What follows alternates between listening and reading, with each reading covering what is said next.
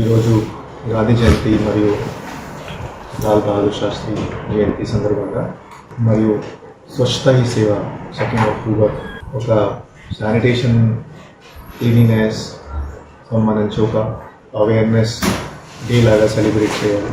రాష్ట్ర ప్రభుత్వం మరియు కేంద్ర ప్రభుత్వం నుంచి ఆదేశాలు ఇవ్వడం జరిగినాయి. సో ఈ సందర్భంగా నేను ఒక ఇంపార్టెంట్ సూచన ఇస్తున్నాను. సో స్వచ్ఛ ఆంధ్ర అవార్డ్ సంబంధించి 6 అక్టోబర్ ఇంకొక 4 రోజుల తర్వాత స్టేట్ లెవెల్ ఒక ఈవెంట్ చేయడం జరుగుతుంది. మరియు జిల్లా వ్యాప్తంగా కూడా ఎవరెవరు శానిటేషన్ ఫీల్డ్లో మంచి చేశారు వాళ్ళకి వాళ్ళ కాంట్రిబ్యూషన్ బేసి రివ్యూ చేసి వాళ్ళు కూడా ఒక అవార్డు ఇవ్వడం జరుగుతుంది. సో ఈ సందర్భంగా నేను మన జిల్లా నుంచి ఎవరెవరు స్టేట్ లెవెల్లో సెలెక్ట్ అయ్యారో నేను సూచన ఇస్తున్నాను.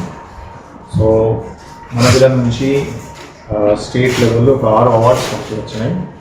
స్వచ్ఛ మున్సిపాలిటీస్ చూస్తే పలమనేరు మున్సిపాలిటీకి ఈ అవార్డు ఇవ్వడం జరుగుతుంది. ఇది 50,000 నుంచి 1,00,000 పాపులేషన్ కేటగిరీలో. దెన్ కుప్పం మున్సిపాలిటీ కూడా సెలెక్షన్ జరిగింది. ఇది 50,000 తక్కువ పాపులేషన్ మున్సిపాలిటీ.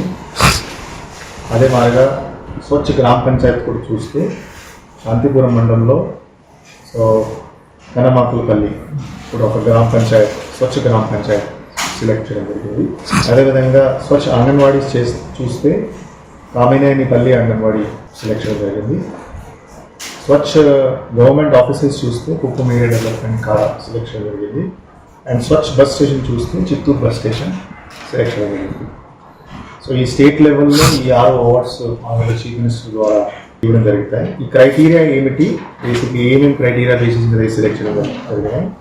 ఒకటి హౌస్ టు హౌస్ కలెక్షన్ ఎలా ఉంది అంటే చెత్త శానిటేషన్ సిబ్బంది ద్వారా ఎంత మటుకు హౌస్ టు హౌస్ కలెక్షన్ చేయడం జరిగింది ఒక క్రైటీరియా. రెండోది 24 గంటలలోనే డస్ట్బిన్ స్క్రీనింగ్ చేయడం జరుగుతుందా లేదా ఒక క్రైటీరియా పెట్టడం జరిగింది. అండ్ మరియు అక్కడ public involvement, public awareness programs, parks కానీ బస్ స్టేషన్స్ కానీ పబ్లిక్ ప్లేసెస్లో క్లీనినెస్ ఎట్లా ఉంది కూడా ఒక క్రైటీరియా సెలెక్ట్ చేయడం జరిగింది. సో ఈ అన్ని క్రైటీరియాస్ చూస్తూ జిల్లాలో 2 మున్సిపాలిటీస్ సెలెక్ట్ చేయడం జరిగింది.